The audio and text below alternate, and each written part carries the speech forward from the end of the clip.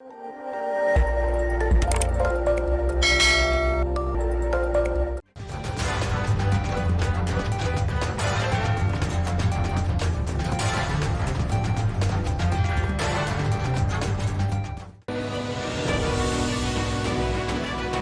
थोड़ा चरित्रहीन है, पिताजी को ज़रा शौक है, अनादियात इस तरह के लांछन लगाना मेरे सामने शुरू कर दे।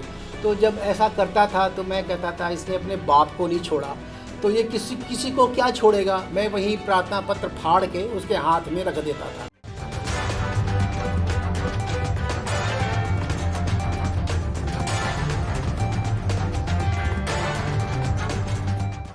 नमस्कार, आप देख रहे हैं आई इंडिया और मैं हूं पंकज सिंह गौर। और आज आई इंडिया के स्टूडियो में एक ऐसे मेहमान आए हैं जिनका आपका परिचय कराते हैं। वो कहने को तो पुलिस में आईजी के पद पर हैं इस समय, लेकिन उनकी खूबियों को बताएंगे जो युवा पीढ़ी आज की तैयारी कर रही है, उनके लिए बहुत बड़े प्रेरणा का स्रोत भी बनेंगे। तो आपका परिचय कराते हैं। आपका नाम सत्येंद्र कुमार सिंह है और इस समय मौजूदा समय में आईजी रेलवे के पद पर तैनात हैं। पहले आपका बहुत बहुत स्वागत है। धन्यवाद।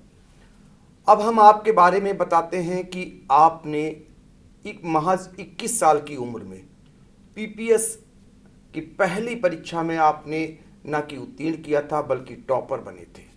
और आज यही कारण है कि पीपीएस संवर्ग में आप आईजी जैसे पद पर विराजमान हैं और अभी आने वाले 3 साल आपके लिए हैं नौकरी काल में। तो ऐसे में बहुत सारी उम्मीदें हैं कि आप पहले ऐसे पीपीएस संवर्ग के अधिकारी बनेंगे जो एडीजी के पद तक जाएंगे। इसके अलावा अगर आपको बता दें कि आप जिस ग्रामीण परिवेश से आए हैं उसमें आपने गाय चराने से लेकर के और जो चारपाई है उसको तक आपने बुना है। बहुत सारी खूबियां हैं। हम पहले चर्चा करेंगे कि कैसे आपने तय किया महज 21 साल की उम्र में, जब आपने न कोचिंग पढ़ी और न ही कॉन्वेंट स्कूल का दरवाज़ा देखा, फिर भी सफलता आपके कदम चूमी। ये सब कुछ कैसे संभव हो सका दूसरों के लिए, चूँकि आप प्रेरणा स्रोत हैं, इस बारे में आप बताइए। पंकज जी, जहाँ तक ग्रामीण परिवेश की बात है, मुझे लगता है कि गांव के परिवेश में इतना वैविध्यपूर्ण वातावरण रहता है। एक आम आदमी जितनी तरह की ज़िंदगी जीना चाहता है जी लेता है। शायद शहर के लड़कों को मुझे लगता है कि वो सब अवसर प्राप्त नहीं होते हैं।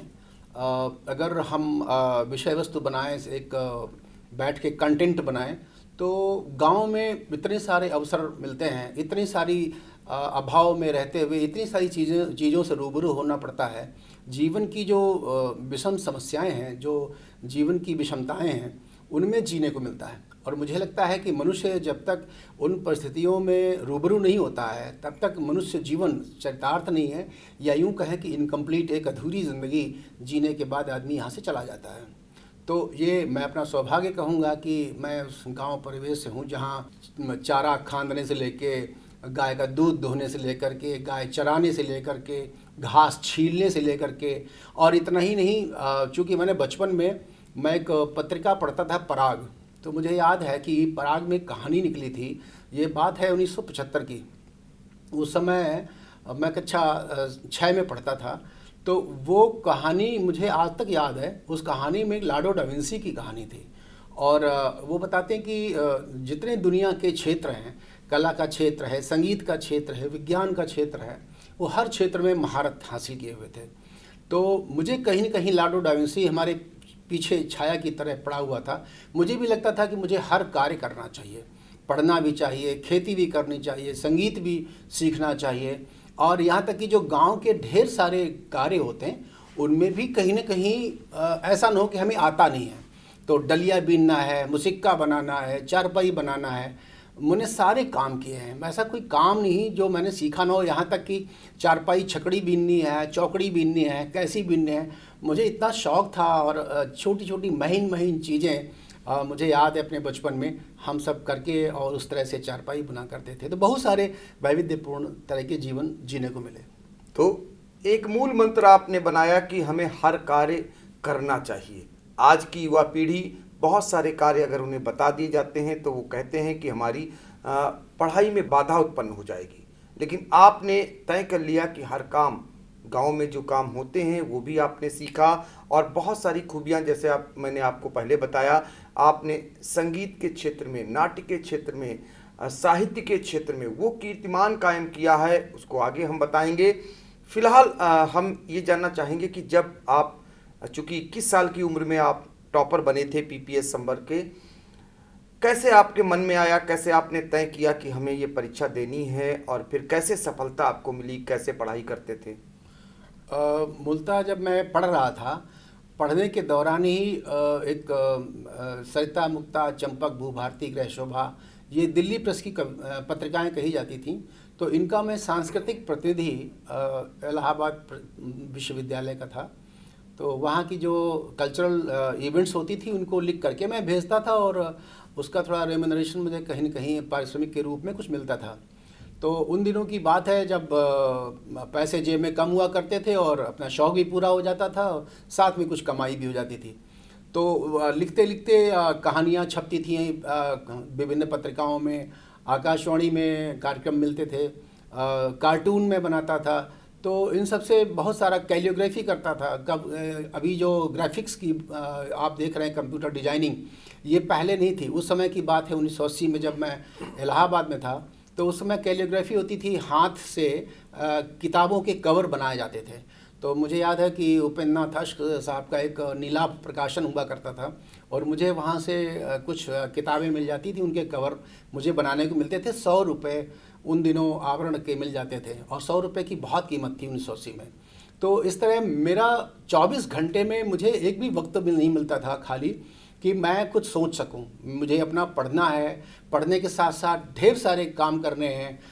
संगीत प्रभाकर का क्लासेस लेता था प्रयाग संगीत समिति में, इलाहाबाद विश्वविद्यालय में एमए की पढ़ाई कर रहा था, कंपटीशन की तैयारी कर रहा था, और साथ में आकाशवाणी उद्घोषक, और उसके बाद कार्टून, उसके बाद कैलियोग्राफी, और उसके बाद किताबें लिखना, उसके बाद कविताएं छपवाना, बहुत सारा काम था हमारे पास। तो मुझे उसी दौरान पत्रकार बनने का शौक़ था। मेरे कुछ ऐसे प्रेरणा स्रोत रहे थे कि पत्रकारिता के क्षेत्र में मैं उतरूं, और क्योंकि लेखन एक स्वभाव में था, तो मुझे लगता था कि कुछ लिखना, कुछ चीज़ों को उभारना, अन्याय को बर्दाश्त न करना, चीज़ों को, समाज को सही दिशा देना, अन्याय को, कहीं कोई अन्याय हो रहा, उत्पीड़न हो रहा, तो उसको समाज के सामने, अधिकारियों के सामने, सत्ता के सामने लाना, ये सब बहुत अच्छा लगता था। तो मुझे लगता था कि मैं उसके लिए बना हूँ। लेकिन कुछ दिमाग में अंग्रेजी उस समय सवार थी, मुझे याद है।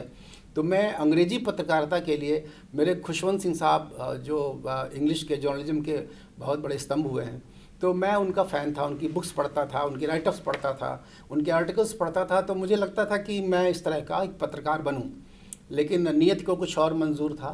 तो जैसा कि हुआ कि जहाँ कहीं नौकरी निकलती थी उसमें फॉर्म डाल दिया करते थे, उसी में बैंक में हो गया, उसी में मिलिट्री में हो गया, उसी में पुलिस में हो गया। तो कई जगह हमारा सिलेक्शन हो गया। फिर फाइनली ये हुआ कि 21 साल में पहले अटेम्प्ट में पुलिस मिल गया। तो मुझे लगा कि उत्तर प्रदेश में रहना, घर की ऐसी कुछ परिस्थितियाँ थी कि घर छोड़ के हम जा नहीं सकते थे, यूपी छोड़ के। तो मुझे लगा कि इससे बढ़िया नौकरी नहीं हो सकती कि यहाँ रहते हुए अपने लोगों के बीच अपने लोगों की सेवा करने का मौका मिलेगा। तो इसलिए इसका चयन किया। तो हरदोई जनपद के जो है बालामऊ एक स्थान है, वहाँ का बरवा गांव, वहाँ के रहने वाले सत्येंद्र कुमार सिंह सलभ नाम क्यों पड़ा, इस बारे में भी आपको बताएंगे। और चूंकि आप साहित्य, संगीत और खेल के महारथी हैं, आपको ये भी बता दें कि लेखन पर आपके लखनऊ विश्वविद्यालय में शोध चल रहा है। माया जैसी प्रतिष्ठित जो पत्रिका थी, जब आप स्नातक की पढ़ाई पढ़ रहे थे इलाहाबाद विश्वविद्यालय में, उसी दौरान आप उप संपादक भी थे। तो आप अंदाज़ा लगा सकते हैं कि कितनी प्रतिभाएं आपके अंदर थी उस समय, और लेखन में कितनी रुचि थी, साथ ही प्रतिभा थी। तो जब आप माया में उप संपादक थे, उस दौरान का आपने कार्यकाल पत्रकारिता का भी देखा, और आज में बदलाव तो नज़र आता होगा आपको? बहुत बड़ा बदलाव नज़र आता है। मुझे लगता है कि उस समय उतना कंपटीशन नहीं था, इलेक्ट्रॉनिक मीडिया नहीं थी, और जो पेपर का लिखना था, पत्रिकाएं एक हफ्ते बाद या 10 दिन के बाद या फोर्टनाइटली पाक्षिक होती थी या मासिक होती थी। तो और पेपर भी, अगर न्यूज़पेपर है तो 24 घंटे के बाद सूचनाएं आती थी। तो जो सूचनाओं का संप्रेषण इस समय क्विक जो हो जा रहा है, 2 मिनट में सूचना पूरे हिंदुस्तान क्या पूरी दुनिया में फैल जा रही है, तो समाचार का जो प्रसारण और संप्रेषण इतनी त्वरित गति से हुआ है, उसमें बहुत सारी फेक न्यूज़ का जन्म हुआ। ये सब चीज़ें तब नहीं थीं। उस समय की पत्रकारिता मुझे लगता है कि सत्यता के बहुत परे, बहुत नज़दीक थी और बहुत ही नीतिगत, नीतिपरक थी और मुझे लगता है एक दिशा देती थी। आज इतनी चीज़ें इकट्ठी हैं, इतने सारे न्यूज़ चैनल्स हैं, इतने सारे इलेक्ट्रॉनिक मीडिया हैं, इतने सारे प्लेटफॉर्म्स हैं कि मुझे लगता है कि चीज़ें सब घालमेल, सच और झूठ एक में मिल के रह गया है।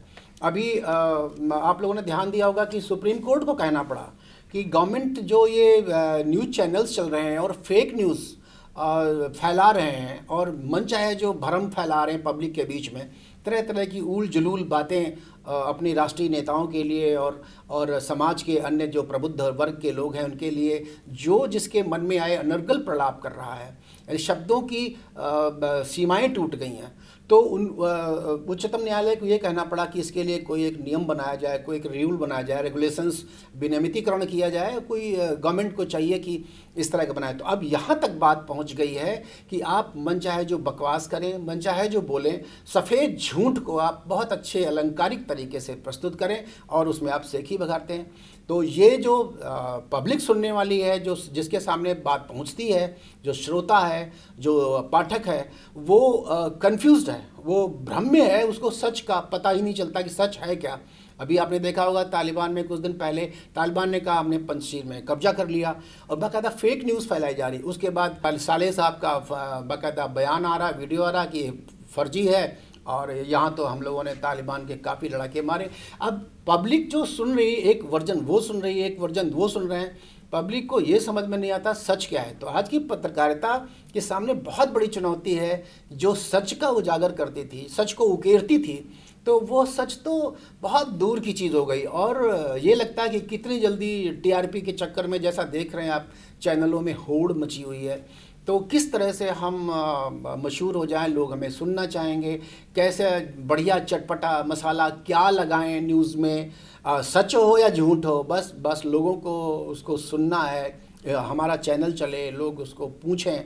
तो इसके लिए पत्रकारिता कहीं मुझे लगता है लीक से उतर सी गाड़ी गई है और गाड़ी रुक नहीं रही, चलती चली जा रही है। और जैसे होता है रोड नहीं है तो नीचे खड़बड़ खड़बड़ खड़बड़ करती हुई और उल्टे सीधे रास्ते पर चलती जा रही है। अब इसको दिशा देने के लिए प्रबुद्ध वर्ग को सामने आना पड़ेगा, प्रबुद्ध जागरूक श्रोता हों, जागरूक दर्शक हों। तो मुझे लगता है कि कहीं न कहीं कंट्रोल इस पर लगेगा, ज़रूर इस पर काम हो रहा है। तो ये पत्रकारिता में बदलाव आया है जो आपने अनुभव किया है, चूँकि आप माया जैसी प्रतिष्ठित पत्रिका में उपसंपादक रहे हैं।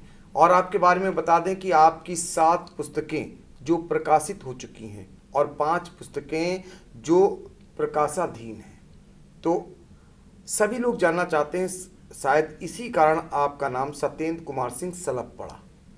ये आधार है जो साहित्य आपके अंदर है, जो आप कवि हैं, अच्छे नाट्य में आप, और दूरदर्शन खासकर उसमें भी आपका काफ़ी प्रसारण देखने को मिलता है अक्सर।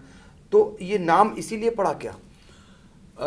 जैसा कि होता है, हर कवि अपने नाम के आगे एक उपनाम, एक पेन नेम जिसे बोलते हैं, तो तखल्लुस उर्दू में कहते हैं। तो ये शलभ नाम मेरा पढ़ा हमारे एक नीरज जी, गोपाल दास नीरज जी ने ये नाम दिया था। एक मंच पे हम लोग मौजूद थे और उन्होंने पता नहीं क्यों मुझे सत्येंद्र शलभ कहा और फिर मुझे बड़ा अच्छा लगा और वहीं से सत्येंद्र शलभ शुरू हो गया। तो शलभ का जब मैंने मीनिंग ढूंढा शब्दकोश में, तो जो परवाना होता है, एक क्षमा परवाना, तो मुझे लगा कि ये बहुत सुंदर बिंब है, बहुत सुंदर एक शब्द है और इस शब्द को लेकर आगे बढ़ा जाए। क्योंकि प्रेम गीत में लिखता था, तो प्रेम के गीत में क्षमा और परवाना ना हो, समर्पण की वो हद न हो, तो फिर प्रेम का कोई रंग नहीं है। तो मुझे लगा कि ये शलभ मेरे गीतों के ऊपर, मेरे जो गीतों का रंग है उसके लिए बिल्कुल फिट शब्द है, तभी से मेरा सत्येंद्र शलभ नाम पड़ गया। जहाँ तक साहित्य की बात है पंकज जी, मैंने लगभग हर विधा में लिखने की कोशिश की। नाटक भी लिखे, कहानियाँ भी लिखी, उपन्यास भी लिखे। कहानियाँ बहुत ज़्यादा लिखी। मुझे याद है कि जब मैं पढ़ता था, बालक था, तो छात्र जीवन में शायद 350 करीब कहानियाँ मैं लिख चुका था। और बाद में जब पुलिस में आया तो वक्त नहीं मिला, लेकिन फिर भी इधर का लेखन कुछ परिपक्व लेखन हुआ और करीब 50 एक कहानियाँ इधर भी पूर्ण हो गई हैं। तो कहानी संग्रह भी प्रकाशित हुआ, नाटक एकांकी भी लिखा। मुझे चूँकि खुद मैं करता था, ग्रीन रूम में सजना, मेकअप करना, तैयार होना, डायलॉग रटना और फिर उसको उस पात्र को जीना, अद्भुत। मुझे लगता है घासीराम कोतवाल एक नाटक था, मुझे याद है उसके कई शोज़ प्रयाग संगीत समिति में हुए थे और मैं घासीराम बनता था, मुझे बड़ा अच्छा लगता था वो पात्र। तो ये सारा कुछ उस पात्र के साथ साथ जीना, उसके साथ रोना, उसके साथ हंसना, उसमें डूब जाना, अपने व्यक्तित्व को उसमें समाहित कर देना और ऐसा लगने लगे कि आप घासीराम ही हैं। तो ये बड़ा अद्भुत चीज़ थी और ये नाटक और मंच की ही, रंगमंच का ही एक ताकत है जो चीज़ निकाल के लाता है। इसीलिए मैंने देखा कि जितने भी कलाकार बड़े बड़े आर्टिस्ट फिल्म में जो रंगमंच से निकल के बाद में कैमरे के सामने आते हैं, उनकी अभिनय क्षमता और उनके जो उनका कैरियर है वो दूर से साफ दिखाई देता है कि इस व्यक्ति ने रंगमंच पर पसीना बहाया है, तो उसका अलग असर होता है। तो मेरे विधाओं में बहुत सारी विविध विधाओं में मैंने लिखा है, भजन भी लिखे, प्रेम के गीत लिखे, गज़ल लिखी, नज़्म लिखी, गज़ल लिखी, बहुत सारे, ज़्यादातर मेनली मैंने गीत लिखे हैं।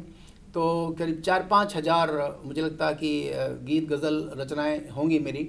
तो बहुत सारी रचनाएं लिखी, तो उसमें कुछ प्रकाशित हुई हैं। ये संपूर्ण साहित्य का जो वैविध्यीकरण है उसकी विविधता की वजह से वाइस चांसलर लखनऊ विश्वविद्यालय ने ही इसमें शोध के लिए हिंदी विभाग को कहा और उसमें कुछ विद्यार्थी शोध कर चुके हैं, कुछ शोध मेरे ऊपर कर रहे हैं। तो शोध चल रहा है, आप अंदाज़ा लगा सकते हैं। आपको ये भी बता दें कि आकाशवाणी ग्रुप ए स्तर के गायन और नाट्य के आप कलाकार हैं। तो आपको बताया जैसे कि बहुत सारी आपके अंदर विशेषताएं जो आज के युग में एक अफसर को आप देखते हैं और अफसर के अंदर कितनी प्रतिभाएं होती हैं और क्या कुछ करने की आपकी तमन्ना थी। बहुत सारे लोग आज पीपीएस, पीसीएस, आईएएस बनने के लिए जब वो दिल्ली जाते हैं तो उनका सिर्फ एक एम होता है कि वो अफसर बन करके लौटते हैं, लेकिन आपको, आपके अंदर कितनी प्रतिभाएं थी गांव में, जो काम, छोटे छोटे काम, उस सारे काम आपको सीखना है। तो वो सीखा और उसमें इतने पारंगत हुए कि उसमें भी नंबर 1 बने। जैसे कि 1985 बैच के आप पीपीएस स्तर के टॉपर हैं। ऐसे ही जो गांव की कार्य थे, आपने बताया कि चारपाई बुनते थे, चारा काटते थे, गाय चराते थे, जो अमूमन नहीं करते हैं लोग, लेकिन आप वो सारे काम करने के बाद भी आप आज आईजी स्तर के अफसर हैं और आप शायद आने वाले समय में आप देखेंगे कि पीपीएस संवर्ग के ऐसे शायद इकलौते अफसर बनेंगे जो एडीजी स्तर तक जाएंगे, क्योंकि आप 21 साल की उम्र में ही और पहले ही प्रयास में आपने सफलता पाई थी। हम एक चीज़ और जानना चाहेंगे, बाद में हम आएंगे आपके कार्यों पर पुलिस के, उसमें जैसे जो लोग आज तैयारी कर रहे हैं, बहुत सारे बच्चे पहले कभी इलाहाबाद जहाँ से आप पढ़े हैं और आज यहाँ तक पहुँचे हैं वहाँ जाते थे, लेकिन अब इलाहाबाद से लोग दिल्ली को चुन लिए हैं। दिल्ली एक रास्ता हो गया है और वहाँ पर ये देखने को मिल रहा है बहुत सारे पूरे देश भर के बच्चे आते हैं, उनमें वो बच्चे ज़्यादा हैं दिल्ली जैसा महानगर पाने के बाद भटकाव के रास्ते पर पहुँच रहे हैं। तो उनके लिए आपका मूल मंत्र क्या होगा, वो क्या साध कर जाएं ताकि उन सफलता उनके कदम चूमे? बहुत अच्छा आपने सवाल किया। ये एक प्रश्न हमें हमेशा ये सालता रहता है कि पढ़ाई के लिए कोचिंग, पढ़ाई के लिए ट्यूशन, पढ़ाई के लिए बड़े बड़े हाउस दिल्ली पहुँचो और जेएनयू और वहाँ के नोट्स, ये सब बहुत ज़रूरी हैं। मुझे लगता है इस सब की कोई आवश्यकता नहीं है। उसकी वजह यह है कि परीक्षा में जब परीक्षार्थी बैठता है तो वो कंटेंट एक होता है और वो कंटेंट कहीं बाहर नहीं होता, वो कंटेंट बुक्स में लिखा हुआ है, किताब में लिखा हुआ है। अगर आपको किताब में पढ़ने के बाद, बुक्स में, टेक्स्ट बुक्स में पढ़ने के बाद भी समझ में नहीं आ रहा है तो उसके लिए कोई अच्छा टीचर, कोई पारंगत, कोई उसका स्पेशलिस्ट, कोई जानकार अच्छा गुरु वो हो अगर, और वो आपको गाइड कर दे कि हाँ ये चीज़ समझ में नहीं आ रही गुरुजी, ये चीज़ समझ में नहीं आ रही, तो हो सकता है वो गुरु मंत्र कुछ दे दे, इट्स एनफ। इसके अलावा मैं देखता हूँ जो बच्चे दिल्ली जा रहे हैं, साल भर वहाँ रह रहे हैं, 2-2, 3-3 साल पढ़ाई कर रहे हैं, उसके बाद माँ बाप का पता नहीं कितना पैसा खर्च होता है, पता नहीं कौन कौन से नोट्स, कितनी सारी किताबें पढ़ते चले जाते हैं। मुझे लगता है कि ये बिविल्डरनेस एक वर्ड होता है, जंगल में भटक जाना। वो सब्जेक्ट के जंगल में भटक जाते हैं। जबकि असलियत ये है कि आईएएस के पेपर में हो या सिविल सर्विसेज के पेपर में हो या स्टेट में हो या सेंटर में हो, यूपीएससी यूपीपीएससी दोनों में, सब कई प्रतियोगी परीक्षाओं में ले दे के कुछ ही कंटेंट होते हैं, चाहे किसी भी सब्जेक्ट का ले लीजिए, इंग्लिश का या साहित्य का या भूगोल का, तो उसके जो कंटेंट्स हैं उसकी टेक्स्ट बुक्स हैं, और उन टेक्स्ट बुक्स में बहुत ज़्यादा नहीं है। कोई भी लड़का अगर 1 साल मन लगा के पढ़ ले तो आई एम 100% श्योर कि वो उस विषय का विशेषज्ञ हो जाएगा। और फिर ऐसा संभव ही नहीं है कि 1 साल के बाद वो बैठ के लिखने बैठे एग्ज़ाम में तो उसे किसी कोचिंग की, किसी नोट्स की, किसी ट्यूशन की ज़रूरत पड़े। तो मुझे तो कई बार लगता है कि ये एक तरह का धंधा हो गया है। जो अभी मेरी जानकारी में ऐसे तमाम लड़के हैं, मज़ेदार बात बता रहा हूँ, तथ्य ये है कि जिन्होंने आज तक कोई ट्यूशन नहीं किया, आज तक कोई कोचिंग नहीं की, और दे आर टॉपर। वो अभी एक लड़का मेरे टच में आया, अतुल कुमार सिंह, 2017 बैच का लड़का। मैंने कहा बेटे आपने ट्यूशन कहाँ किया? उसने कहा मैंने कोई ट्यूशन नहीं की। मैंने कहा कोचिंग? मैंने कोचिंग कोई नहीं की। और मैंने कहा आपने कुछ पढ़ाई नहीं कर, बुक्स ही इतनी ज़्यादा हैं, उनमें सब लिखा हुआ है बुक्स में, पढ़ने की कोई ज़रूरत नहीं टीचिंग वीचिंग की। तो जो आपने प्रश्न सवाल किया उसमें मुझे लगता है दिल्ली जाना, बम्बई जाना, कलकत्ता जाना पढ़ने के लिए, मुझे समझ में नहीं आता क्या करने जाते हैं वहाँ। बच्चे भीड़ लगाते हैं, उनकी सेहत खराब होती है, खाना खाने को नहीं मिलता है, पीलिया हो जा रहा है, कई तमाम तरह के रोग हो जा रहे हैं। उसके अलावा रोग छोड़िए, शरीर छोड़िए, स्वास्थ्य छोड़िए, आपकी जो सोहबतें हो रही वहाँ, आपके जो साथ हो रहे हैं, क्योंकि कंपटीशन में बहुत लोग सीरियस नहीं होते। मैं देखता हूँ अगर 10 लाख लड़के बैठ रहे हैं तो 10,000 ही सीरियस होते हैं। और उन 10,000 में से ज़रूरी नहीं जहाँ आप दिल्ली में जा रहे हैं कहीं कमरा किराए पे ले रहे हैं, कहीं आप कोचिंग में बैठ रहे हैं, तो जो कोचिंग में साथ में बैठने वाले लड़के हैं, कमरा जहाँ ले रहे हैं वहाँ के आसपास जो रहने वाले रूम पार्टनर्स हैं वो अच्छे ही हों। मोस्ट प्रोबेबली मुझे लगता है 90% वो आपको गलत रास्तों पे ले जाने वाले लोग हैं। तो लड़के के बिगड़ने के चांसेस, बहकने के चांसेस बहुत रहते हैं। मुझे लगता है कि एक बच्चा अगर उतना ध्यान, उतनी ऊर्जा अपनी बुक्स पे लगाए, कंटेंट पे लगाए, उसको लिखे, नोट्स लिखे, लिखने का तरीका सीखे, शॉर्ट नोट्स बनाए, लॉन्ग नोट्स बनाए, आउटलाइंस बनाए, ग्राफ बनाए, फिगर बनाए, 100% डाटा कलेक्ट करे, रिमेंबर करे। तो मैंने तो यही किया था। और मुझे अच्छी तरह याद है कि हम रूम पार्टनर हमारे मिश्रा जी थे, तो हम लोग जब एग्ज़ाम देने जा रहे थे कहते थे एग्ज़ाम्स में, यार मिश्रा जी इन किताबों से अलावा कुछ पूछा जाएगा तब तो हमें आता नहीं, लेकिन अगर ये किताबें 10 रखी हुई हैं, इन 10 किताबों में से कुछ पूछा जाएगा तो बढ़िया, खूब अच्छा सा आंसर देंगे। और वही हुआ, फर्स्ट क्लास नंबर आए, टॉपर रहा। तो ये है, आपने सुना कि कैसे जो लोग दिल्ली जा रहे हैं उनके लिए क्या सीख है एक अफसर की, और कैसे जो अनुभव आपने महसूस किया वो सब आपको बता रहे हैं। चूँकि हम उन्हीं के लिए आपको आज आमंत्रित किए थे कि जो तैयारी कर रहे हैं वो कैसे भटकाव के रास्ते पे जा रहे हैं, क्या उन्हें लक्ष्य साधना चाहिए, कैसे उन्हें एक तैयारी करके अपनी सफलता को प्राप्त करना चाहिए। ये बहुत ही आसान तरीके से आपने महसूस किया, जो आपने देखा, जो आज का माहौल है उसको आपने बहुत ही कम शब्दों में और बहुत ही अच्छे तरीके से बताया। तो हमने आपको पूरा आपके जीवन के बारे में और ख़ासकर अभी और भी बताएंगे, और उस कवि को भी लाएंगे, जो कुछ खास कविताएं हैं वो भी हम आपसे आग्रह करेंगे कि आप तक पहुंचाएंगे, जो आपके जीवन की सबसे अच्छी कविता होगी। पहले हम चलेंगे आपको जो आपने इतने लंबे समय से पुलिस की सेवाएं की, और उस पुलिस की सेवाओं में आपने बहुत सारी महारत हासिल की। जैसे आपको बताएं, हम एसटीएफ में तैनाती के दौरान आपने जंगल पार्टी गैंग, जो बहुत ही खूंखार हुआ करता था, बावरिया गैंग, साइबर क्राइम, और ये जो अब इस समय चर्चा में रहते हैं मुख्तार अंसारी गैंग, इनकी सब की आपने कमर तोड़ने में, यानी उन्हें, उस गैंग को ख़त्म करने में आपने उस दौरान महारत हासिल की थी। और यही कारण है कि आपको सारे वो सर्वोच्च पुरस्कार जो राष्ट्रपति के हैं, एक नहीं 4-4, 5-5 पुरस्कार आपको मिले हुए हैं। तो इस बारे में जानेंगे कि पुलिस के कार्यकाल के दौरान आपके कौन कौन से महत्वपूर्ण कार्य रहे, और कौन कौन सा पुरस्कार आपको अब तक मिला है, और उस पुरस्कार का क्या मायने है। पुलिस में कई तरह के पुरस्कार होते हैं। तो जैसा कि आपकी जो कार्यशैली है, आपका आचरण है और आपका जो सेवा काल है, उसके आधार पे कुछ पुरस्कार ऐसे हैं जो आपको 10 वर्ष की सेवा निरंतर अच्छी हो, उत्कृष्ट हो, आउटस्टैंडिंग हो, उसके आधार पे मिलते हैं। कुछ पुरस्कार ऐसे हैं जो आपको वीरता के लिए मिलते हैं। तो मैं इस मामले में बहुत लकी रहा। राष्ट्रपति का PPMG, PMG और PPM, PM सभी पुरस्कार मुझे राष्ट्रपति के पुलिस पदक और राष्ट्रपति के पदक और वीरता के लिए पदक, ये सब हासिल हुए।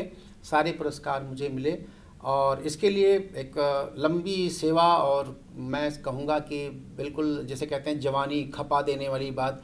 मुझे याद नहीं आता हमने कोई कभी ज़िंदगी में जैसे और लोग, हमारे साथी लोग जश्न करते हैं, मस्ती करते हैं, बिंदास होके घूमते हैं, जहाँ चाहते हैं जाते हैं। हम लोगों की एक बंधी हुई ज़िंदगी रही।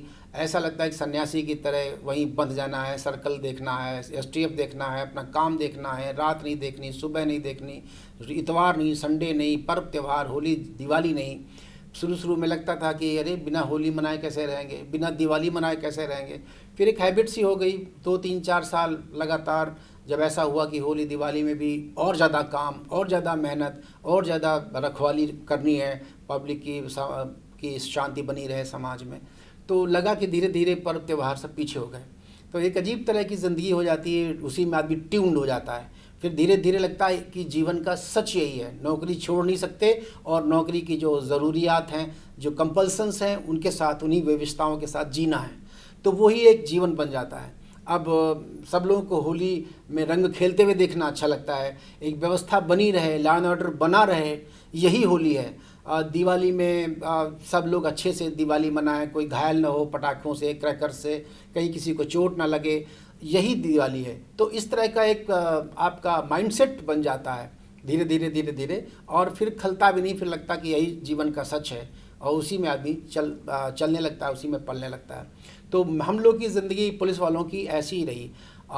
STF के दौरान मुझे स्पेशलाइजेशन, चूँकि STF एक ऐसा विभाग है जहाँ अपराधों का विशेषीकरण है, तो वहाँ पर आपके पास वक्त बहुत है, वहाँ लॉ एंड ऑर्डर नहीं होता है, वहाँ पर आप एक शोधार्थी के रूप में होते हैं कि किसी अपराध पे आप शोध कर रहे होते हैं।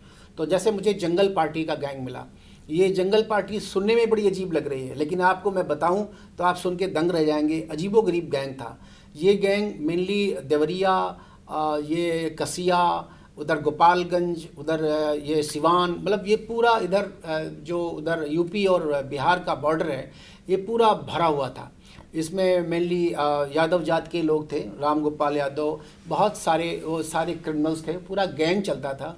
और बड़ा इंटरेस्टिंगली इनकी कार्यशैली अजीबोगरीब थी। ये लोग आते थे और आने के बाद जैसे ठाकुर साहब का 1000 बीघे का गन्ना खड़ा है, तो उस गन्ने की पत्ती में एक बांध देते थे चिट्ठी, और वो लटकी रहती थी। अब सवेरे कोई बाथरूम लैट्रिन करने गया, लोटा वोटा लेके देखा एक कागज़ लटक रहा है, वो तोड़ के लाया। उसमें लिखा है, ठाकुर राम जन्म सिंह, आप 10 लाख रुपए फलानी पुलिया के नीचे रख दीजिए, नहीं तो आपके बच्चे सुरक्षित नहीं हैं।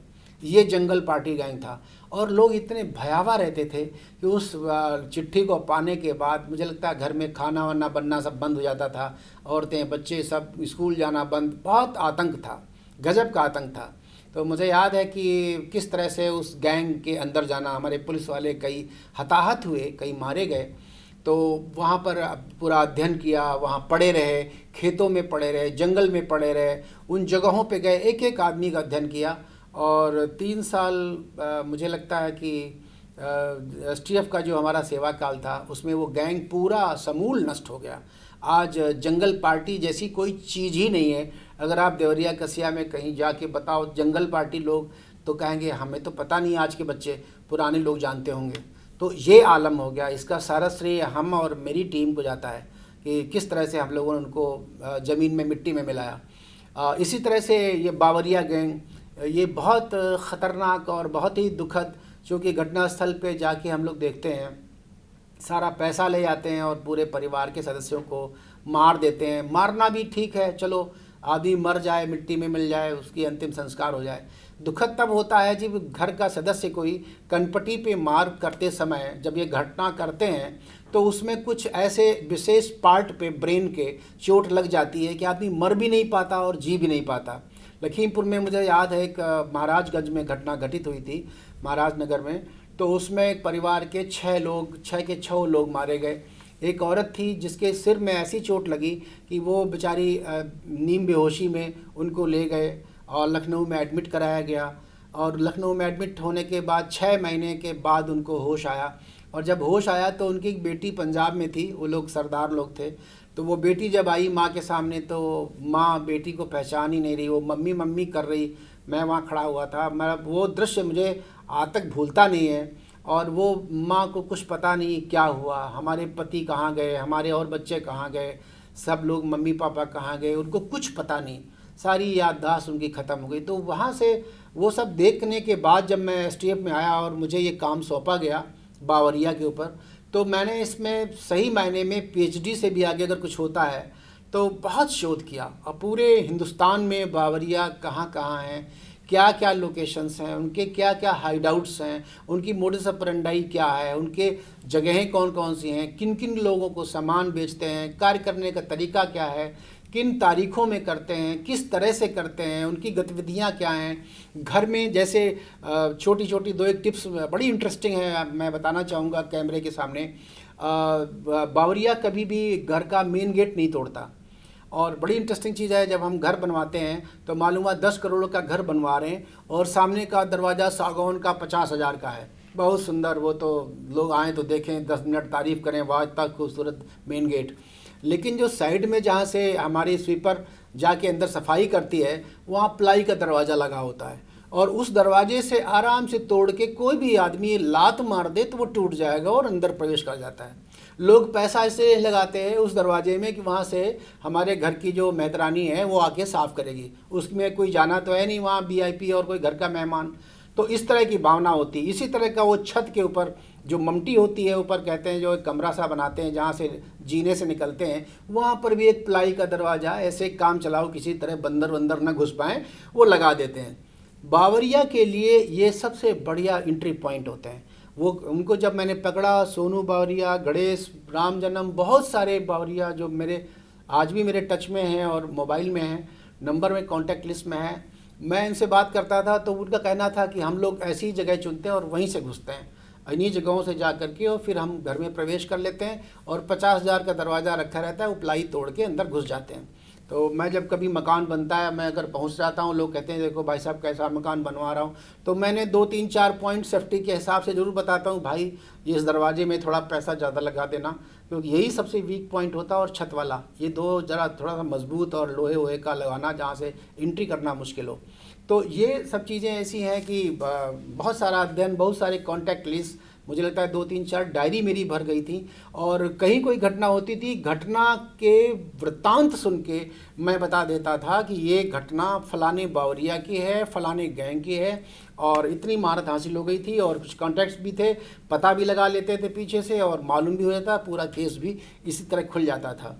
तो वो बड़े कठिन कठिन सवाल बड़े सहज हो गए थे, और ये मुझे बड़ा अच्छा लगता था कि अगर एसटीएफ में ना होते तो शायद इतना समय न मिलता, इतनी मेहनत करने को न मिलती, और इतना मैं पारंगत हासिल नहीं कर पाता।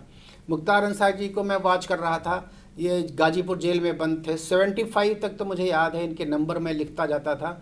ये वोडाफोन यूज़ करते थे, और वोडाफोन के 75 सिम ऐसे सामने रखे रहते थे, सामने एक सिम निकाला लगाया रख दिया, दूसरा सिम लगाया निकाला रख दिया, उससे बात हुई, उसको ख़त्म, दूसरा लगाया, तीसरा ख़त्म। इनको लगता था कि हमें कोई वॉच नहीं कर रहा, मैं एक एक सिम, एक एक चीज़ को इनकी रिकॉर्ड करता था। मेरे पूरे गैंग को इनकी एक एक चीज़ की जानकारी थी कि कितना बड़ा गैंग है। आज भी मुझे लगता है कि हम और मेरी टीम को जितनी जानकारी इस गैंग के बारे में शायद ही किसी को जानकारी हो। तो ये सारी मेहनतें हम लोगों ने उस समय की थी, और एसटीएफ के दौरान बहुत सारा काम हुआ, और उसी काम की वजह से मुझे लगता है वीरता पदक मिला, बहुत अच्छे अच्छे इनकाउंटर हुए, और बहुत तारीफ़ मिली, और पब्लिक भी बहुत खुश हुई। और आज भी लोग एसटीएफ के दिनों को याद करते हैं। मुझे लगता है कि वो बहुत अच्छा डिपार्टमेंट है, और सेवा करने के लिए पुलिस का इससे बढ़िया कोई डिपार्टमेंट नहीं है। तो काम का इनाम मिला। और अब हम आपसे ये जानना चाहेंगे कि सीओ से आपने नौकरी शुरू की और आईजी तक आज आप हैं और आगे भी अभी जाएंगे। ये मान के चलिए कि 35-36 साल की आपकी सेवा काल है। लोग पुलिस के बारे में तरह तरह की धारणा रखते हैं। आपने अपने सर्विस काल में क्या आपको ये नहीं लगा कि समाज की सेवा के लिए सबसे उपयुक्त विभाग अगर कोई है तो वो पुलिस है? बिल्कुल सही है, पुलिस है। और मैं आपको एक बड़ी मज़ेदार कहानी सुनाऊं, अगर थोड़ा सा वक्त हो 5 मिनट जी, का। बिल्कुल। तो एक कहानी ऐसी है कि पुलिस वाला खाली आदमी नहीं है, पुलिस वाला भगवान भी है और पुलिस वाला डॉक्टर भी है। मुझे याद है मुजफ्फरनगर में मैं तैनात था, मेरी पहली पोस्टिंग थी। तो वहाँ एक जो इस समय ये मुफ्ती मोहम्मद सईद साहब थे वहाँ गृह मंत्री, तो इनका इलेक्शन मैंने लड़वाया था। इनका जब ये एमपी थे वहाँ से, जनता दल के सांसद का इलेक्शन हुआ था, उस संसदीय चुनाव में मैं उस समय मैं सीओ तैनात था वहाँ। तो बड़ी मेहनत की। उसी मेहनत के दौरान एक कवाल गांव है, जानसठ थाना पड़ता है मुजफ्फरनगर में। तो वहाँ के प्रधान जी मेरे पास आए होंगे ऑफिस, और उन्होंने बताया कि मेरा जीवन खतरे में है, घर खतरे में है, बच्चे बच्चे मार डाले जाएंगे। तो मैंने इंस्पेक्टर जानसठ को लिख दिया, रूटीन वे में चला गया, कोई कार्रवाई हुई नहीं। ऐसे वो 2-3 बार आए। तो जब तीसरी बार आया तो मुझे लगा कि ये आदमी पहले भी आया था, भाई क्या हुआ? बोले सर आप तो चेतेंगे नहीं, जब मेरे परिवार मार दिया जाएगा तभी आप को ध्यान आएगा। तो मैंने फिर मैं सोचा कि इस चीज़ को हाथ में लिया जाए, इंस्पेक्टर शायद ध्यान नहीं दे रहा, थाने स्तर पर कार्रवाई नहीं होगी। जब उसने पूरी बात बताई और मैंने इनकी तसल्ली से पूरी बात सुनी तो मैं दंग रह गया कि इसमें तो क्विक एक्शन की ज़रूरत है, नहीं तो सच्ची इनका पूरा घर साफ कर दिया जाएगा। तो उन्होंने कहा एक रईस नाम का एक क्रिमिनल है जिसने करीब 100 कत्ल किए हुए हैं, और वो उसने बीड़ा उठाया हुआ है कि हम प्रधान जी को मारेंगे। तो दुबला पतला सूखा हुआ, जैसे टीबी होती है, तो मैं समझ रहा था शायद ये शुगर वुगर का पेशेंट होगा, दुबला पतला इसी तरह से आया हुआ है। बाद में पता चला वो आलमगीर सेकंड साहब जो अकबर बादशाह के पोते थे, उनके आलमगीर सेकंड के ख़ानदान के वो थे प्रधान जी। और जब मैं उनके घर गया तो बहुत बड़ी हवेली, महल टाइप का उनका घर, बड़ा सुंदर सा, और बड़े अच्छे ख़ानदान के, मतलब बड़ी अच्छी बैकग्राउंड उनकी, और खाने पीने की घर में कोई कमी नहीं। और लेकिन वो सूखे सूखे कांटा जैसे, पतले दुबले। तो खैर वो हुआ ये कि रईस के पीछे मैं पड़ा, पकड़ा गया, मारा गया और रईस फिनिश हो गया। जब रईस फिनिश हो गया तो फिर मैं भी भूल गया। मैंने चलो अगला कहानी शुरू पुलिस में ही होता है कि एक चैप्टर आया, उसको क्लोज़ किया गया, फिर दूसरा चैप्टर शुरू हो जाता है। 5-6 महीने बाद जब मुफ्ती मोहम्मद सईद साहब चुन लिए गए और गृह मंत्री बन गए, तो वो मुजफ्फरनगर आए अपने संसदीय क्षेत्र में। तो उनको उनका सम्मान करने के लिए जैसे स्वागत करते हैं, तो उसमें मैं भी ड्यूटी में था। तो जब वो डाक बंगले पहुँचे मुफ्ती मोहम्मद सईद साहब, तो मैंने भी जाके सैल्यूट किया सर को। तो सर ने कहा, वहाँ पे एक आदमी बैठा हुआ था मोटा मोटा, उसने मेरा हाथ पकड़ लिया और मेरी तारीफ़ करना शुरू किया। तो उन्होंने कहा वो चौंके, और मुझे याद है वो लंबी सी अचकन पहने हुए थे। उन्होंने लंबा सा हाथ डाला और एक हाथ से चिलगोजा ढेर सारे निकाले और कहे, भाई सीओ साहब लो खाओ, भाई आप तो कमाल के आदमी हैं, आप तो बिल्कुल देवता पुरुष हैं, ऐसे करके बोला। तो मैंने कहा नहीं सर, ये है कौन, मैं पहचान नहीं पा रहा हूँ। तो वो जो सज्जन मुझे पकड़ के इंट्रोड्यूस करा रहे थे, मेरी खूब तारीफ़ कर रहे थे, वो कवाल के प्रधान थे। तो मैंने कहा प्रधान जी आप तो बहुत दुबले पतले और टीबी के मरीज जैसे हुआ करते थे। तो उन्होंने जो बताया वो मैं आपके सामने रख रहा हूँ। उन्होंने कहा मेरी सेहत ऐसी ही थी जैसी आज आप देख रहे हैं। ये मौत का खौफ और ये परिवार हमारा नष्ट हो जाएगा, रईस हमारे पूरे परिवार को ख़त्म कर देगा, पुलिस एक्शन नहीं ले रही है। तो ये जो समस्या थी, ये जो चिंता थी, ये मुझे खाए जा रही थी कि मेरे बीवी बच्चों का मेरे पीछे क्या होगा। तो सर आपने उसको फिनिश कर दिया और मेरी सेहत वापस लौट आई। तो मैंने पहली बार मेरे दिमाग में आया, अच्छा तो पुलिस वाला डॉक्टर भी होता है कि अगर किसी आदमी को निर्भय कर दे, उसको अभय दान कर दे, तो MBBS MD जो डॉक्टर जो करता है दवा दे करके, वो पुलिस वाला भी ये काम करता है। तो पुलिस के तो मैंने अपने जीवन में देखा है कि पेपर की कटिंग काट करके और लोग उस पर मेरे फ़ोटो को अगरबत्ती लगा के पूजा घर में रखे हुए हैं। ये मैंने अपनी आँखों से देखा।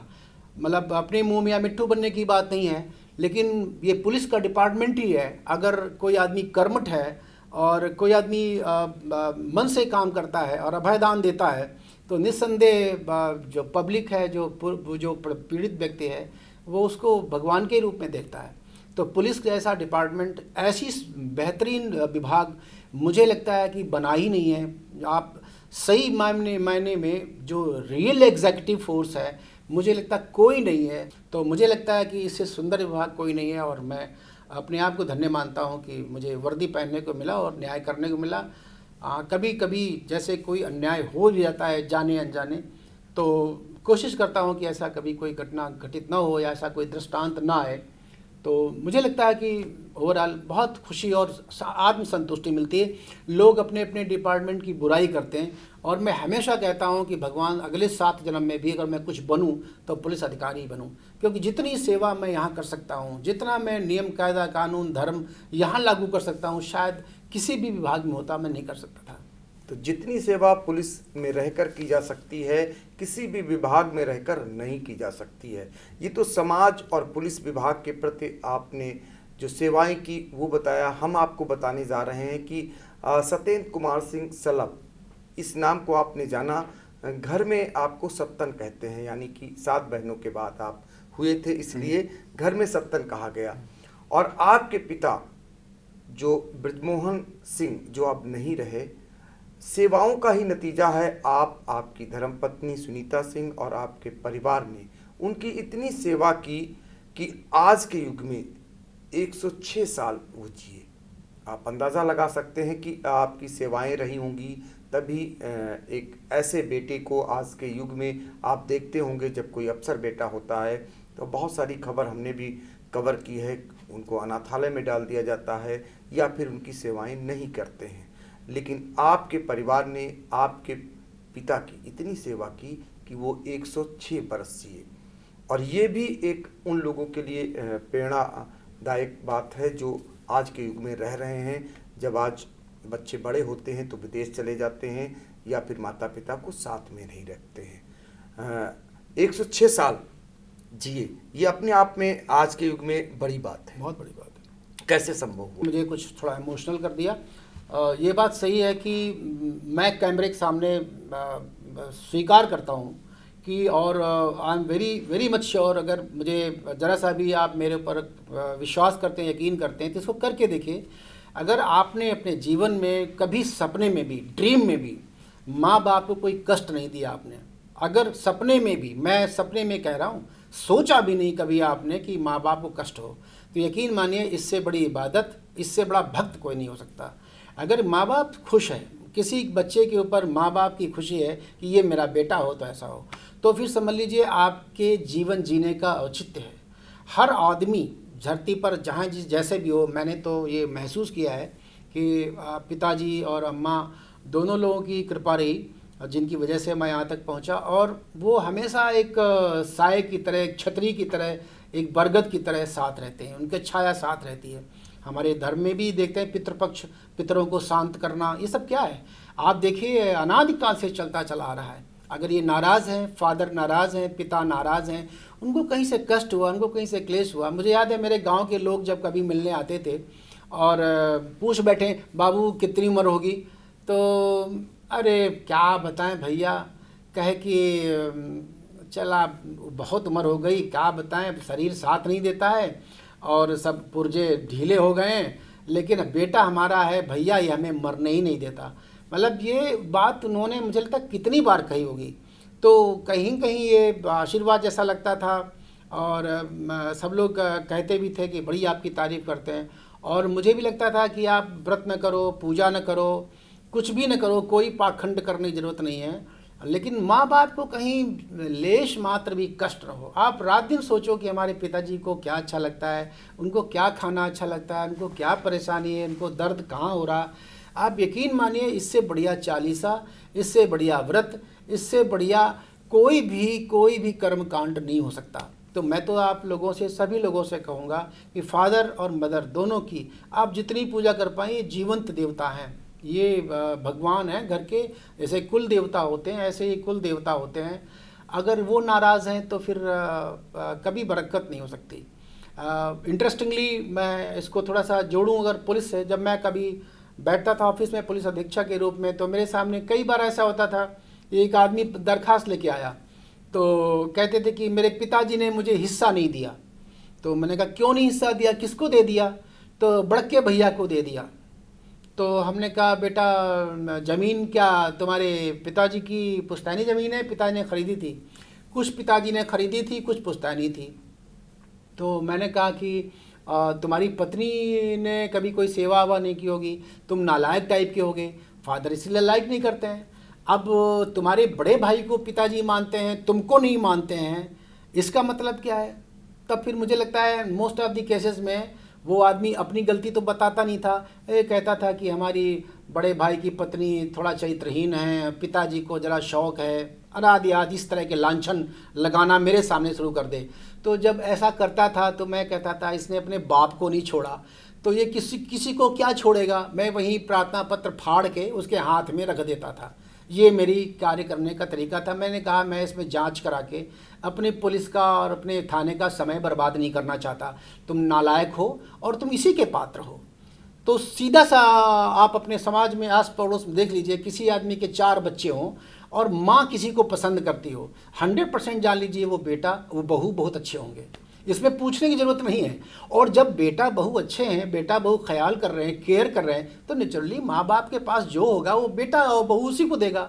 क्या बड़क्का हो, क्या छुटक्का हो, क्या बीच वाला, तो इससे कोई लेना देना नहीं है। तो सीधी सी बात यह है कि आपके माँ बाप हैं, आप उनको समेट के रखो। कंपटीशन हो, माँ को सोचना पड़े कि बड़ा बेटा अच्छा है कि छोटा बेटा अच्छा है। अब ये सोचना शुरू कर दे कि ऐसा बेटा हमने पैदा ही क्यों किया, हमारी कोख में आया ही क्यों, ऐसा माँ बाप सोचने को अगर कहीं मजबूर हो जाएं, तो मुझे लगता है इससे बड़ा दुर्भाग्य उस संतान के लिए नहीं है। उसे अपना गला खुद काट लेना चाहिए। वो भूविभार भूता है, ज़मीन पे बोझ है ऐसा व्यक्ति। तो मुझे लगता है कि हर आदमी को, जो भी सुन रहा है इसको, अपने माँ बाप की राइट फ्रॉम नाउ। और बड़ी चीज़ और एक बताऊँ, बहुत लोग अपने माँ बाप के अंदर दोष देखते हैं। तो एक कविता की लाइन भी है, पुत्र कुपुत्र भले हो, माता होती नहीं कुमाता। शब्द है वो माता। और बहुत आजकल के बच्चे पढ़े लिखे कॉन्वेंट एजुकेटेड जो बच्चे हैं, टिपिर टिपिर जो गिटर गिटर अंग्रेजी बोलते हैं, वो माँ बाप और अपने एल्डर्स के दोष निकालते हैं कि आप भी तो ऐसे नहीं हैं, आपको भी तो ऐसा होना चाहिए, मम्मी के अंदर एक कमी है, पापा के अंदर एक कमी है। उन सारे बच्चों को जो ग्रेजुएट है और ऐसे एजुकेटेड और सो कॉल्ड जो गरीब और पुअर मैं कहूँगा बेपढ़े लिखे लोग, मूर्ख लोग हैं, बच्चे मूर्ख मैं कहूँगा उनको, जो अपने माता पिता की एनालिसिस करते हैं। अपने से उम्र में बड़े एल्डर की एनालिसिस करने का अधिकार बच्चे तुम्हें नहीं है। तुम जब उस उम्र में पहुंचना तो अपने छोटे वालों की या अपने बराबर के लोगों की एनालिसिस करना या उनके गुण दोष निकालना। बाप या पिता कभी गलत नहीं होता, माता हो या पिता हो या अपने लोग हों। मेरे गज़ल का एक शेर है कि अपने तो अपने हैं, गैर ज़ोरदार हो सकते। हो सकता है कि वो पावरफुल हो कोई आदमी, लेकिन पराया है। अपने तो अपने हैं, गैर ज़ोरदार हो सकते, गैर को अपनों से बेहतर न बताया जाए। तो ये गुर्बत होनी चाहिए कि अपना जो है वो अपना ही है, और वही धनवान है, वही मिलेनियर है, वही सबसे दुनिया का सुंदर प्राणी है। और गैर गैर कैसे हो सकता है हमारे आदमी से अच्छा? मेरा मामा है, मेरी चाची है, मेरी नानी है, मेरा मौसा है, उससे सुंदर कोई हो ही नहीं सकता। आप इसको इस जीवन में ला के देखिए, आप इसका अमल करिए, आप पाएंगे कि आपसे सुंदर व्यक्ति, आपसे सुंदर रिश्तों को संजोने वाला कोई व्यक्ति नहीं होगा। तो यूं ही नहीं, नौकरी, साहित्य, संगीत, खेल, हर विधाओं में आप टॉपर बने हैं। आपने सुना कैसे आपके विचार हैं, कैसी आपकी कार्यशैली है, इसको आपने आज साझा किया है। और आपको ये भी बता दें कि यूपी पुलिस में जो बैडमिंटन है उसके आप टॉपर भी रहे हैं। हम आपसे आखिर में चलते चलते जो आपके जीवन का, जो आपने अब तक के जीवन में सबसे अच्छी कविता लिखी है, उस चीज़ को हम चाहेंगे कि आई इंडिया के दर्शकों तक आप आज बताएंगे, तो वो भी उनका मन लगेगा कि कौन कौन सी ऐसी विधाएं हैं जो आप में नहीं हैं। साहित्य के क्षेत्र में मुझे कहानी लिखना बहुत अच्छा लगता था, और ख़ासकर शॉर्ट स्टोरीज जो लघु कथाएँ होती थीं। और मुझे याद है कि मैंने करीब 350-400 के आसपास कहानियाँ लिखी। मुझे कहानी के पात्र के साथ जीना, एक कथा के साथ जीना, एक कथा के साथ चलना, बहना नदी की तरह उसके बीच में, इतना सुंदर किस्सा गोई के साथ इतना सुंदर लगता था। लेकिन पुलिस डिपार्टमेंट में जब मैं लिखने बैठा तो कभी इतना टाइम नहीं मिला कि 3-4 घंटे इकट्ठे मिल जाएं, बहुत मुश्किल काम है। 4 घंटे, बाप रे बाप, ऐसा संभव ही नहीं है। और कहानी एक ऐसी चीज़ होती है कि कथा का एक सिलसिला होता है, प्रवाह होता है। अगर वो उस समय आप नहीं तैयार हैं तो फिर वो जैसे एबॉर्शन होने जैसी चीज़ हो जाती है, फिर वो उद्घटित नहीं होगा, कहानी बन नहीं पाएगी, अपूर्ण रह जाएगी। तो वो ये सिलसिला होता था। कई कहानियाँ मैं लिखने बैठा, मुझे याद है करीब मुझे लगता है कि 250-300 कोना सीधा होता हुआ, बहुत सारी कहानियाँ मुझे याद आ रही, वो अब अधूरी रह गई, आज भी वो पूरी नहीं हो पाई। 40 साल पहले लिखना शुरू किया था, मौका ही नहीं मिला कि उनको पूरा करें, क्योंकि जिस मूड में वो लिखने बैठे थे, जिस मनस्थिति में वो कहानी निकल रही थी, वो पता नहीं कैसे कालक्रम के साथ, व्यस्तता के साथ चली गई गड्ढे में। और अब मैं लिखना चाहता हूँ, पूरा करना चाहता हूँ, मुझे लगता है कि वो मैं नहीं लिख पाऊँगा। तो ये एक पुलिस डिपार्टमेंट की जो व्यस्तता रही विभागीय, उसकी वजह से ये चीज़ें मर गईं, वो चीज़ निकल नहीं पाई। अब मुझे लगता है कि इसीलिए मुझे गीत और गज़ल की तरफ मुड़ना पड़ा, क्योंकि छोटी छोटी चीज़ें हैं, छोटी छोटी लाइनों में आप अपनी बात को कह डालते हैं। हंसिकाएँ काव्य में जैसे एक कादम्बरी में आता था, तो वो हंसिकाएँ उस विधा में या छोटी छोटी विधाओं में आप अपनी बात को कह देते हैं। गज़ल में 2 लाइनों में, शेर में कुछ बात कह दी, तो वो उस तरह की चीज़ें निकलती रहती हैं। तो मुझे लगता है कि मेरा इसीलिए लेखन इधर काव्य की तरफ, गीतों की तरफ ज़्यादा हो गया। लेकिन मुझे सुख और सुकून मिलता था कहानियों में। वो कहानियाँ मेरी जिन लोगों ने पढ़ी, मुझे याद है कि एक कहानी बंटवारा मैंने जीवन की जो पहली मैच्योर मैं था, उसमें मुझे याद है घर में एक बुश रेडियो होता था, और वो बगल में जो चाचा रहते थे, राम कुमार चाचा, उनके यहाँ दुधाड़ी एक होती थी, उसमें धुआं निकलता था आंगन में, तो उसके ऊपर बुश रेडियो रखा है और युवाणी शाम को 5:15 बजे आने जा रही है। ये 77 की घटना है, 1977 की। तो उस दौरान सब लोग हम लोग खेल रहे थे, तो जैसे उसका सिग्नेचर टोन युवाणी का बजा कि अभी आपके सामने प्रस्तुत है कार्यक्रम युवाणी, तो युवाणी में जैसे होता है उसने बोलना शुरू किया कि मुझे मालूम था कि मेरी कहानी का प्रसारण आज हो रहा। तो वो हमारे घर में पोस्ट डाक खाना था, तो मनी ऑर्डर 50 रुपये का आया था। वो इत्तेफाक से जब बाबा ने ला के मुझे दिया, तो मुझे लगा कि उसमें लिखा हुआ था कि आपकी कहानी का प्रसारण फलाने दिन होगा। तो अम्मा को घर में हमने किसी को बताया नहीं, और कौतूहल एक सरप्राइज़ देने के लिए, तो जब वो कहानी शुरू हुई बंटवारा, तो हमने अम्मा को सबको इकट्ठा किया। हमने, अम्मा सुनो बहुत अच्छी कहानी आ रही रेडियो में। तो रेडियो में कहानी वो सब बीच में पहुँची थी, पहला स्टैंजा निकल चुका था। उसमें एक माँ की कहानी थी जिसके 4 बच्चे होते हैं और बंटवारा घर में होता है। तो वो कहानी सुनते सुनते मैं देख रहा था मेरी बहन कुमु दीदी और अम्मा सब लोग रो रहे हैं, सभी की आंखें भीगी हुई हैं। और जब उसने कहानी ख़त्म की, उसने कहा अभी सत्येंद्र कुमार सिंह सत्तन, तब मैं नाम लिखता था अपना, उनकी कहानी बंटवारा सुन रहे थे। तो अब वो सब लोग आश्चर्य से उनके नेत्र फटे हुए आए, भैया ये आपकी कहानी है? तो मैंने कहा मेरी कहानी है। लेकिन प्रिय श्रोताओं और मित्रों, जो दर्शकों जो आप देख रहे हो, मुझे लगता है कि that was the first incident, जो पहली घटना मेरे सामने घटित हुई। मैंने उनकी आंखों में जो आंसू देखे, मुझे लगा कि वो उस समय मेरी उम्र केवल 13 साल की थी, और मुझे लगा कि अब ये राइट टाइम है, ये मेरी रचनाओं में दम है कि ये मेरी माँ की आंखों से आंसू निकाल लेता है, बहनों की आंखों से आंसू निकाल लेती है रचना। इसके मतलब अब रचना में ताकत आ गई, और वो कॉन्फिडेंस मुझे इतना ज़बरदस्त मिला। रुपए तो 50 ही मिले थे मनी ऑर्डर में, लेकिन उस बंटवारा कहानी से जो ताकत मिली, प्रेरणा मिली, और मुझे एक एहसास हुआ कि मेरे अंदर एक कथाकार बैठा हुआ है जो कि प्रेमचंद टाइप की कहानी लिख करके और एक निष्कर्ष तक चीज़ों को ले जाता है और एक संदेश समाज को देता है। तो कहानी की जो एक सार्वभौमिक जो सत्य है और सार्वभौमिक जो एक सत्य है वो सामने आता है। तो वो मुझे लगता था कि मैं कहीं ना कहीं सफल हुआ इस छोटी सी उम्र में, और वो बड़ा इस तरह की फिर बाद में ज़िंदगी में बहुत सारी कहानियाँ। एक कहानी थी अपने अपने मांझी, तो वो इतनी ब्यूटीफुल कहानी थी कि मेरा एक रूम पार्टनर था, उसने कहा कि यार ये कहानी क्या तुम्हारा गाँव बाढ़ के उसमें है क्या? तो मैंने कहा नहीं, हमारा गांव है, वहाँ कोई आसपास नदी नहीं है, हमारे यहाँ बाढ़ नहीं आती। बोला लेकिन बाढ़ के बीच में घिरे हुए गांव में इतनी सुंदर कहानी, इतना सुंदर चित्र खींचना, पानी बढ़ता है तो फिर गांव में क्या होता है, संस्कृति कैसे बदलती है, बाज़ारें कैसे बदलती हैं, बाज़ार हाट कैसे होता है, लोगों की दिनचर्या कैसे बदलती है, शौच आदि की क्रिया कैसे होती है, ये सारे तथ्य कहाँ से जुटाए आपने। मैंने कहा ये मैंने कल्पना की है, मेरी कोई रिश्तेदारी भी ऐसी नहीं है जो बाढ़ में हो, और ये बात सही कह रहे हो कि मैंने चीज़ें कहाँ से पाई, मुझे खुद आश्चर्य होता है। लेकिन अगर ये सच है तो बोले सच नहीं, मेरा तो गांव बाढ़ में है यार, मैं तो 4 महीना गोमती नदी के बाढ़ के बीच में रहता हूँ, उस समय बाढ़ें भी बहुत आती थी, पुरानी बात है ये। तो शिव कुमार मिश्रा जो मैं रूम पार्टनर है, उन्होंने कहा कि भाई ये तो आपने मेरे गाँव को, पूरे गयादत्त मिश्रा गाँव का नाम था उनका पूर्वा, और वो धनपतगंज सुल्तानपुर में कूड़े बाहर के पास में नदी के बीच में गांव रहता था। वो तैर के आते थे, 4 किलोमीटर का फाट हुआ करता था। तो वो बताते थे कि वो सारे दृश्य जो इसमें लिखे हुए हैं तो लग रहा, मैंने तो भोगे हुए हैं, मैंने देखा हुआ, इनको जिया हुआ इन पलों को। और अपने अपने मांझी, बड़ी सुंदर कहानी भी थी उसमें, एक बड़ा सुंदर कथाक्रम, इसका प्लॉट भी बहुत अच्छा था कि एक प्रधान है, गांव की दुश्मनी है, और वो गांव की दुश्मनी के नाते नदी एक जगह, एक एरिया में दह कहते हैं उसको, जो भंवर बना लेती है। तो लोगों को पता, वहाँ के लोकल लोग जो है उनको पता रहता है कि इस साइड में वहाँ पर नदी में भंवर है।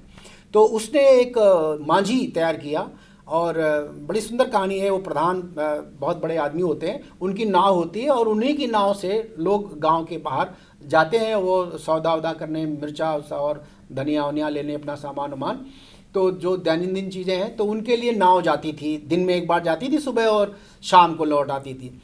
प्रधान को मालूम था कि ये उधर उस साइड में दा है, तो उसने अपना मांझी तैयार किया, और वो मांझी को तैयार करके कहता है तुम्हें नदी से उसी धारा में उस नाव को ले जाना है, और उसमें अपने गांव के जितने विरोधी हैं, जो अगला इलेक्शन होने वाला है, उनको सबको बैठा देता है, और फाइनली सारे मारे जाते हैं।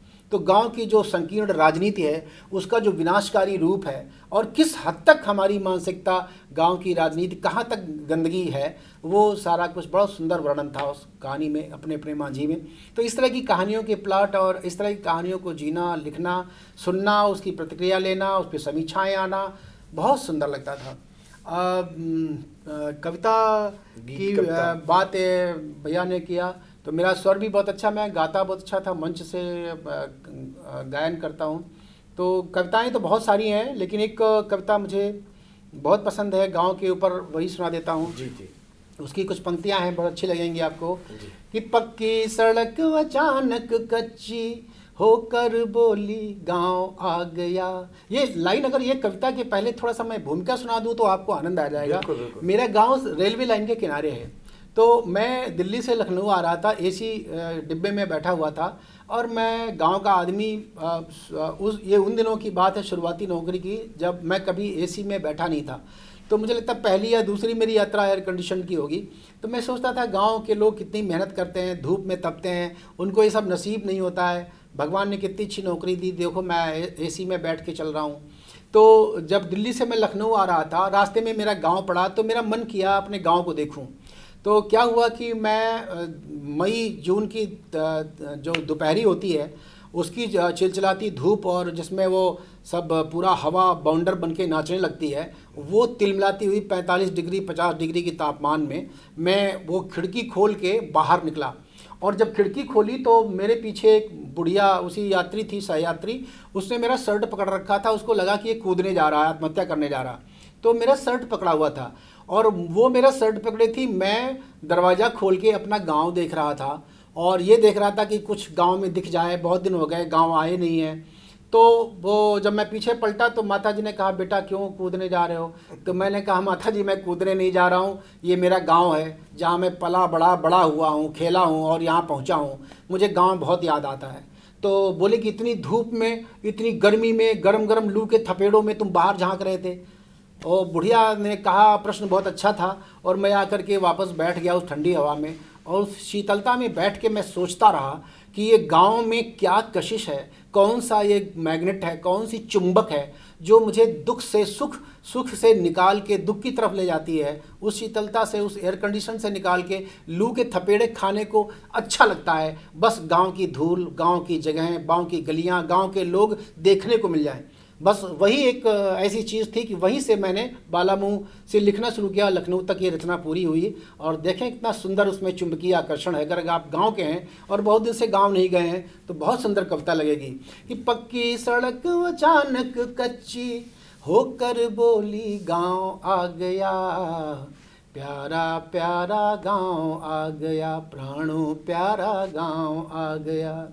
चुए हुए महुए को चूमे, चुए हुए महुए को चूमे, पुरवा डोली गांव आ गया, प्यारा प्यारा गांव आ गया, प्राणों प्यारा गांव आ गया। बंद है कि बैल नहीं हैं बस खूंटे हैं। ये बड़ा सुंदर बिंब है कि खूंटे रह गए हैं और बैल वहाँ से गायब हैं। बैल नहीं हैं बस खूंटे हैं, रब्बा लड़िया सब टूटे हैं, गल गल घंटा और मुसिक्का, खरिया बेड़ी सब फूटे हैं, बची रही बची रही बची रही आखिरी निशानी, गायब होली गांव आ गया, प्यारा प्यारा गांव आ गया, प्राणों प्यारा गांव आ गया। गांव में कई चीज़ें, कई बिंब हैं और वो सारी चीज़ें अब आने वाली पीढ़ी पूछेगी कि ये घूंघट क्या होता है, ये पनघट क्या होता है, ये गोरी क्या होती है। बड़ा अजीब लगता है। ये चूल्हा क्या होता है, ये भांति भांति के बर्तन होते थे, कजरौटा होता था। तो आप देखिए उन बिंब को इकट्ठा करके मैंने एक रचना लिखी है कि संसी क्या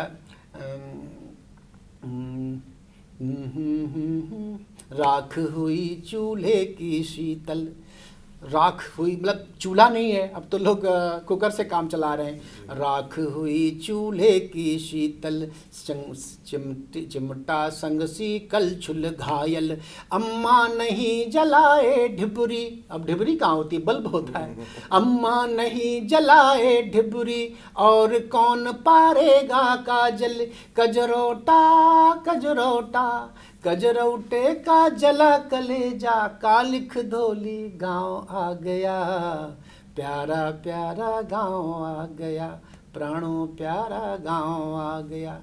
मैं इसी एक पंक्ति के माध्यम से आपको वहाँ तक पहुँचाना चाहता हूँ कि माँ कैसे डिबरी जलाती थी, उसके ऊपर एक कच्ची मिट्टी का सुरतलिया कही जाती थी, प्याली रखती थी और उसमें जो काला काला लग जाता था धुआं, माँ उसमें हल्का सा तेल लगा के ऐसे करके हल्का सा उसको काला काला काला काला पोंछ के और ऐसे आंग पूरी आँख ओंग देती थी। लड़के क्लास में पढ़ने आते थे, मोटे मोटे काजल लगाई हुई, कजरारी आँखें, कजरारे नैना, क्या सुंदर माँ का वो वत्सल, वो प्यार। अब बताओ जब न काजल रहा, न कजरौटा रहा, न चूल्हा रहा, न डबरी रही, तो कहाँ से माँ काजल लगाएगी और कहाँ से वो वत्सलता बच्चे को, वो कहाँ से वो डेप्थ, जो एक प्यार की जो एक गहराई है, वो माँ के आंचल में छुपने की, वो सब चीज़ें कहाँ से मिलेंगी। तो वो चीज़ें धीरे धीरे बिंब खो गए, चीज़ें खो गई। तो मुझे लगता है कहीं ना कहीं हम लोग अब ये समाज में उन्नति करके, प्रगति करके बहुत कुछ पीछे छोड़ दिया है, कुछ छूट गया है। तो ये आपने सुना बहुत सारा चीज़ें कि गांव से लेकर के और एक अवसर से लेकर के और एक समाज के प्रति आपकी कैसी सोच है, कैसी सेवा है और इसके अलावा परिवार के प्रति कैसी धारणा है और उन बच्चों के लिए जो आज आधुनिक बच्चे हैं वो उनके लिए बहुत बड़ी आपने आज सीख दी। और आपको ये भी बता दें कि बहुत कुछ प्रेरणा स्रोत आप भी मेरे हैं। पत्रकारिता से लेकर के जो सेवा भावना है वो बहुत कुछ मैंने आपसे भी मैंने सीखी है। धन्यवाद पंकज। मैं तो ये कहूँगा कि आप सुपात्र थे और देने को तो बहुत कुछ दिया जाता है, लेकिन पात्र अगर पात्र होता है तो वो भर लेता है। अगर आप कहीं छोटा सा टी स्पून होते तो कितना भर पाते मुझे। आप घड़ा थे और एक जंगाल थे, तो आपने मुझे पूरा भरा और इस रूप में आप मेरे सामने हो। मुझे बहुत अच्छा लगता है एक परिपक्व पत्रकार के रूप में जब मैं आपको देखता हूँ और आपकी जो आदि की कहानी और जो शुरुआत का लेखन था वो जब मैं कभी सोचता हूँ, मुझे लगता है एक बहुत लंबी यात्रा आपने पूरी की है और एक ऐसे मकाम पे खड़े हो जहाँ बड़ी खुशी होती है आपको ये कहते हुए कि पंकज सिंह गौर है। कि आप जिस मकाम पे पहुँचे हो, भगवान करे आप और आगे जाओ और अच्छी आपके लेखन में, मतलब ये बहुत बड़ी चीज़ है। जब मैं पढ़ता हूँ आपको तो पढ़ने के बाद वाह अंदर से निकलता है कि बहुत सुंदर, तो ये आपकी लेखन की तारीफ़ है, पत्रकारिता की ब्यूटी है, कलम की ताकत है, जो मैंने फील किया। जो आपके अंदर की कला थी उसको मैं सीखने का प्रयास कर रहा हूँ, वहाँ तक नहीं जा पाऊँगा मुझे लग रहा है, लेकिन बहुत सारी सीखें जो हैं आपसे, जो आज आप बहुत ही सीधे तौर पर जो एक सामान्य तौर पर लोगों को बताया, आपने उन बच्चों को सीख दी जो आज कुछ पढ़ करके और बहुत सारे प्रश्न अपने ही अभिभावकों से, अपने ही बड़ों से कर बैठते हैं। वो बहुत बड़ा मूल मंत्र है कि उनसे ही सवाल जवाब लेते हैं, जबकि उनको अपने सवाल जवाब अपने समकक्षी या अपने छोटों से करना चाहिए। ये सब सीख है जो आगे की ओर ले जाता है। एक आइडियल थे हम सब के बीच में और उसको हमने अपनाया। आप हमारे और हमारे लोगों के लिए वाकई में प्रेरणा का स्रोत हैं। धन्यवाद। पत्नी थोड़ा चरित्रहीन है, पिताजी को जरा शौक है, अनादियात इस तरह के लांछन लगाना मेरे सामने शुरू कर दे। तो जब ऐसा करता था तो मैं कहता था इसने अपने बाप को नहीं छोड़ा, तो ये किसी को क्या छोड़ेगा। मैं वही प्रार्थना पत्र फाड़ के उसके हाथ में रख देता था।